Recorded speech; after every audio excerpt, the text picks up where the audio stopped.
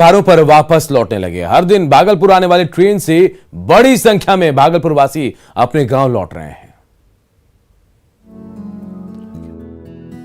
भारी भरकम बैग और झूला टांगे भागलपुर वासी पर्व त्योहार पर वापस अपने घर लौटने में लगे हैं। हर दिन जब मुंबई और दिल्ली की ट्रेन भागलपुर रेलवे स्टेशन पर रुकती है, तो ट्रेन से उतरकर मुसाफिरों का ये रैला अपने गांव की ओर निकल पड़ता है। रायपुर से आ रहा हूँ। बहुत उत्साह है। हम लोग का ये बहुत बड़ा पर्व है, फेस्टिवल है छठ, उसी में आए हैं। क्या दिवाली और छठ दोनों पे? दोनों आने में कोई परेशानी भी? नहीं कोई परेशानी। कामकाज के सिलसिले में भागलपुर वासी भले ही अपनी मिट्टी से सैकड़ों मील दूर बड़े बड़े शहरों में रहते हों, लेकिन छठ महापर्व जैसे त्योहार उन्हें अपने गांव की ओर खींच ही लाते हैं। राहुल, न्यूज़ 18 भागलपुर। दीपावली के बाद से ही छठ की छटा पूरे वातावरण में छा जाती है और ऐसे में जब लोक संगीत का साथ मिल जाए तो एक अलग भक्ति धारा बहने लगती है। छठ की तैयारी में जुटे श्रद्धालु पूरे भक्तिभाव से छठ की तैयारी करें, इसके लिए अभी से पारंपरिक लोक गीतों की धुन सुनाई देने लगी है। आइए हम भी आपको लोक गायिका पल्लवी मिश्रा की आवाज में ऐसे ही गीत सुनाते हैं।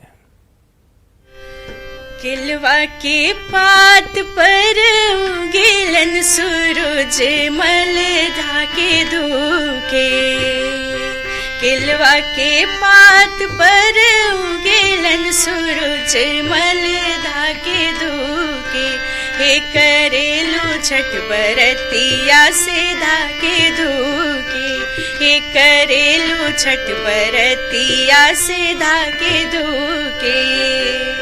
हम तो से पूछी बरतिया से केकरा लागी, हम तो से पूछी बरतिया से केकरा लागी, हे करेलू छठ बरतिया से केकरा लागी, हे करेलू छठ बरतिया से केकरा लागी।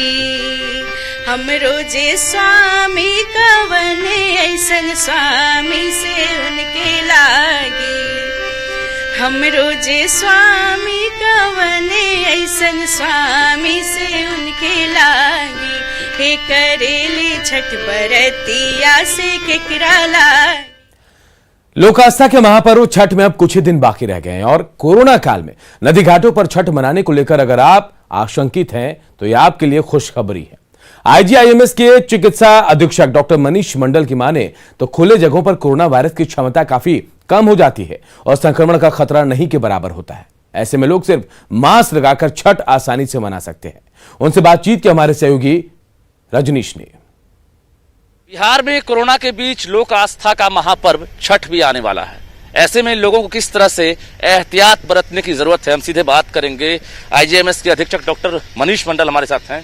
सर, काफी भीड़ भाड़ होती है छठ में, परदेसी भी घर लौट रहे हैं, क्या लग रहा है कि एक खतरा बढ़ने का?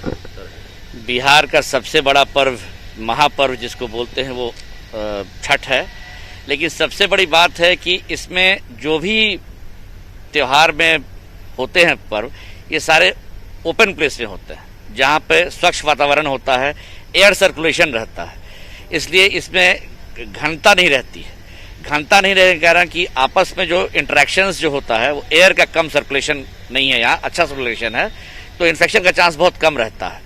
हवा बहाव में रहती है, अगर भीड़ ज़्यादा भी हो तो खुला हवा, तो इसलिए ये कम रहता है। फिर भी लोग को मास्क तो पहनना ही चाहिए, लेकिन मास्क पहन के अगर कोई पूजा करता है तो हमें नहीं लगता है किसी को प्रॉब्लम होने की जरूरत है। खासकर प्रति जो पानी में खड़ी रहती हैं या फिर जो डाला उठाने का जो परंपरा है यहाँ पर, क्या कहेंगे उसको किस तरह से एहतियात करें?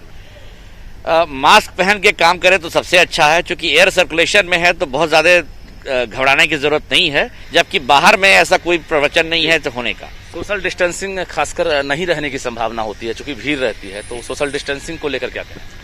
सोशल डिस्टेंसिंग बहुत ज़रूरी इस मायने में नहीं है, क्योंकि एयर सर्कुलेशन जैसे कि मैंने बताया, हवा का बहाव जो रहता है और सुबह का वातावरण में पूजा होता है, जिस समय खास करके बेस्ट प्योर एयर रहता है और कार्बन डाइऑक्साइड मिनिमम रहता है और ऑक्सीजन मैक्सिमम रहता है उस समय, शाम में तो बल हो भी सकता है, लेकिन मॉर्निंग के समय में खतरा नहीं रह वायरस की सकता। क्षमता उस समय नगण्य होती है। नगण्य होती है, ऑक्सीजन सबसे ज्यादा रहता है। बिल्कुल।